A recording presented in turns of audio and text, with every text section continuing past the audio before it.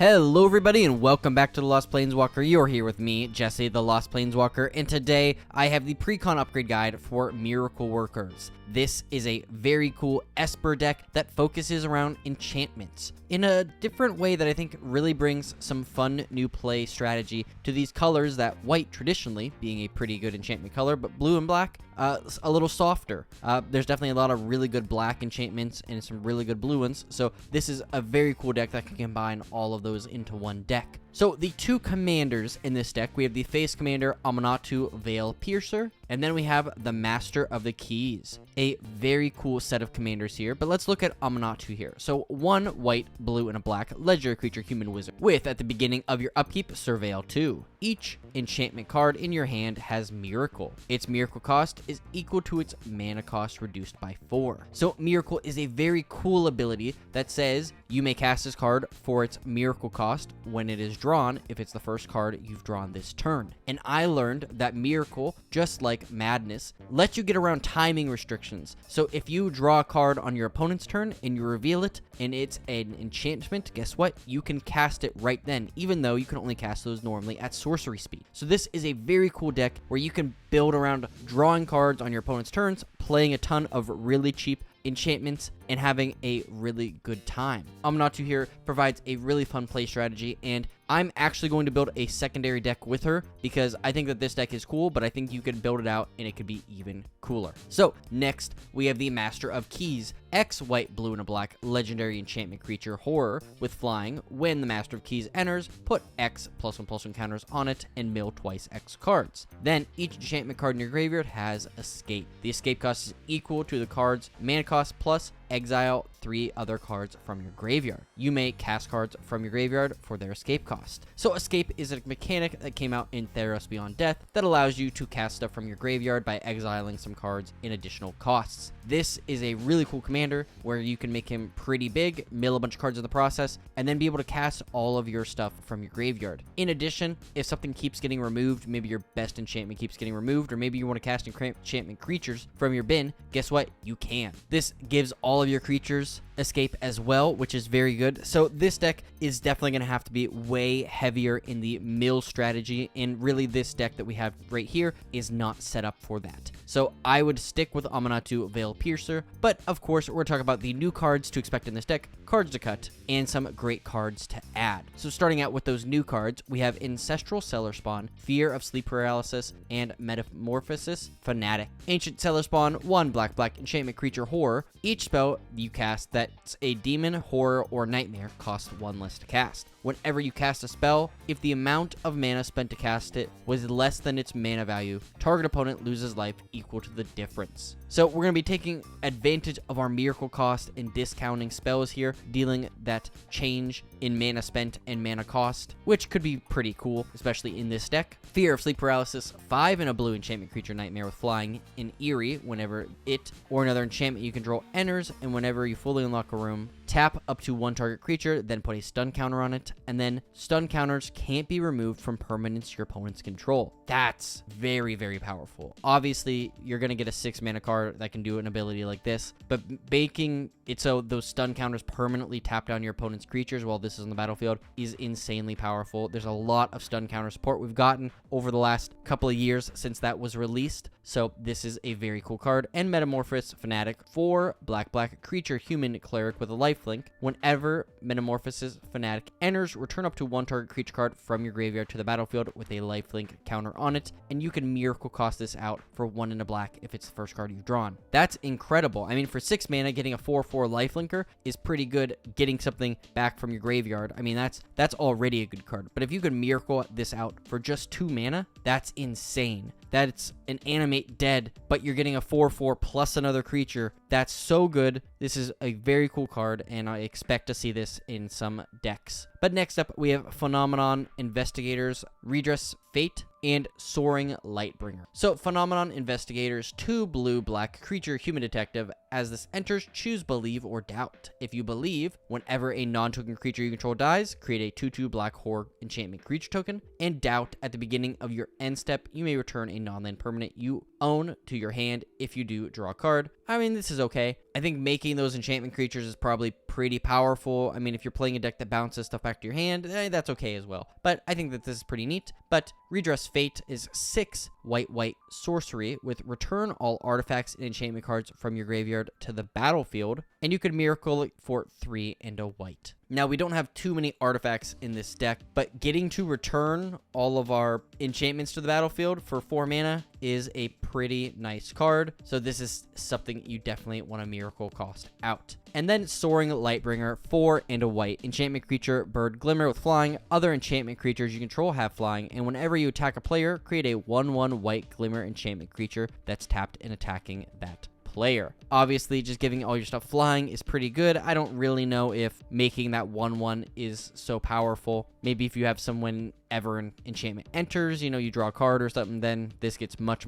better, but that's very cool. So lastly here, we have the last card of the day with Secret Arcade and Dusty Parlor. Secret Arcade is 4 and a white. Non-land permanents you control and permanent spells you control are enchantments in addition to their other types, which is very good. And then Dusty Parlor, 2 and a white. Whenever you cast an enchantment spell, put a number of +1/+1 counters equal to that spell's mana value on up to 1 target creature, which is really good. 3 mana, whenever you cast an enchantment, just put that many counters on something. That's so good. There's so many Selesnya decks that would love to see an effect like this, and if you can double up those counters, that could get insane very quickly. So that's a very cool card. But that's it for the new cards. And now let's look at those cards I think you should cut from this deck. But before we do so, I would just like to say, please consider subscribing and leaving a like. It would mean the world to me. And if you want to see an Amanatu deck based around, not just this Precon, but a bunch of cool cards, a whole other strategy than this deck's trying to provide, let me know. Leave a comment, leave a like. If I see enough of those, I'll definitely build out this commander. So starting with the cards to cut, we have Doomwaker Giant, Dream Eater, and Life Insurance. Doomwake Giant, 4 in a black enchantment creature giant. It has the Constellation ability, so whenever a enchantment or this enters, all your opponent's creatures get -1/-1 until end of turn. I mean, this is okay. I think that this could clear the board somewhat, but I think in a lot of games, this doesn't make that much of an impact. We don't have any effects where if creatures die, we get benefits. So other than just minor inconveniencing the board, a lot of our enchantments we're trying to cast are much bigger. So there really isn't, too much we can do there. Of course, our commander is going to make stuff cheaper, which is great, but I don't think Doomwake Giant does enough here. Similarly, Dream Eater, 4 blue creature, Nightmare Sphinx with flash flying, and when it enters, Surveil 4, and when you do, you may return target non-land permanent an opponent controls to its owner's hand. This is pretty good, but this, again, doesn't really do too much. The Surveilling trigger is very nice, but bouncing something for a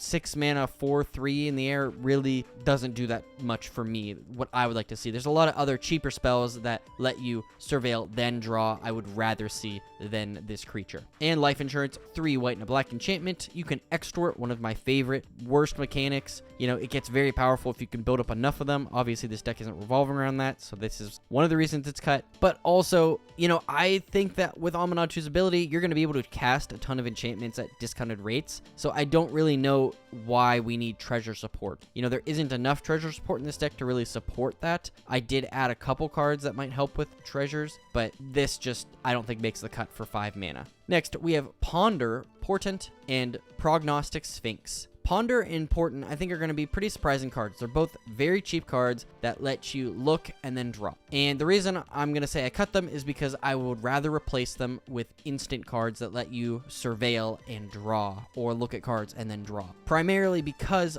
of Amanatu's giving enchantments Miracle. This will allow you to cast these on your opponent's turns, then draw those cards, and be able to cast them at that discounted rate. And I just think that Ponder and Portent maybe will set up your board nicely, and Portent actually will let you draw your next turn's upkeep, but I just think that just having that flexibility is just more important, and I'd rather pay another mana to have a better card, in my opinion. Not that these are bad cards, but in this deck, I think there are better versions. And then Prognostic Sphinx, 3 blue creature Sphinx flying, discard a card, it gains hexproof until end of turn, tap it, and whenever it attacks, you scry 3. I don't really see any point in this. I mean, scrying's okay, but I would rather spend that 5 mana on an enchantment or something better. I don't think you're winning in this deck through combat damage. I think there's lots of other ways you can win, and I don't think this little 3 in the air is going to do much. But then lastly, we have Read the Bones, Return to Dust, and Shark Typhoon. Again, Read the Bones, you're scrying, then drawing, and losing 2 at sorcery speed, so it's not going to help us with the miracle that I would like to see. Return to Dust is an okay card. You're going to be able to take down some artifacts or enchantments, but these colors have some support with that already, so, you know, there's better cards in my opinion than this 4 mana one. It kind of seems a little bad, especially because you only get the best value when you cast it during your main phase. And then Shark Typhoon. This is a good card. I just personally am always holding this in hand until way too late, and it just doesn't do enough. And I think that this is a deck where this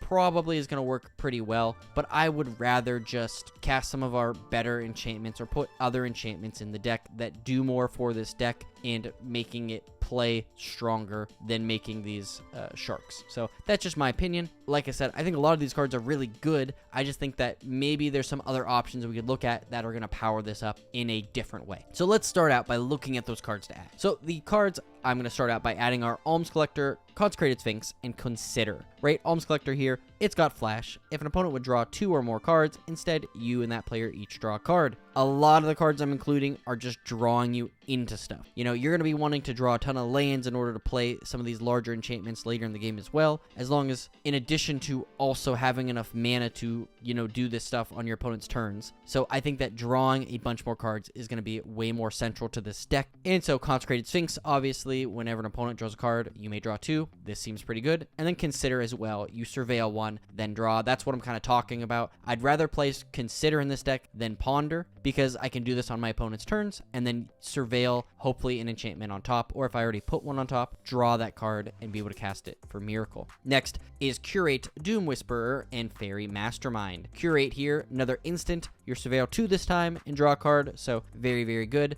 Next, we got Doom Whisperer that has pay 2 life and surveil 2, which I think is very powerful, because whenever we're going to draw a card, we can just surveil until we hit what we need. Yes, we're going to pay some life, but I think it's worth it in the long run. In addition, I think there's some other life gain effects in this deck, so we should be okay there. And then Fairy Mastermind, of course, this has Flash. Whenever an opponent would draw their second card each turn, you draw a card. This is just going to rack up a ton of stuff. This is a very good card. It's still in Standard, and it's very heavily played, so it's one of the more expensive adds, but I mean, a couple of these cards I'm adding do have some cost to them. So next up, we have Flumph, Lauren of the Third Path, and Mind's Eye. Flumph here, one of my favorite cards from the D&D set, but it's a jellyfish with Defender and Flying, and when it's dealt damage, you and target opponent each draw a card. Just a great way to put up some blockers and get some card draw in the process. Lauren of the Third Path, a great card because it is artifact and enchantment removal, and then you can tap it to draw cards. And similarly, Mind's Eye, this is an expensive artifact, so I'd be on the fence about including this one, but whenever an opponent draws a card, you may pay 1, and if you do, draw a card. Moving on now, we have Mystic Remora, Rhystic Study, and Smuggler's Share. I think Rhystic Study and Mystic Remora are a no-brainer. Your opponents are either going to pay attacks, or you get to draw cards. This is going to fill up your hand. This is going to get you miracles. This is just a great card to add in really any decks. But Smuggler's Share here, I think, is played way less, and the price has definitely dropped on this. When it first came out, it was much, much more expensive, but it's only $2 or $3 now, so it's pretty good. But for 2 and a white enchantment at the beginning of each end step, draw a card for each opponent who drew 2 or more cards this turn, then create a treasure token for each opponent who had 2 or more lands enter the battlefield under the control this turn. This is going to get us some subtle treasure, which is going to be very nice. And lastly, the last 3 cards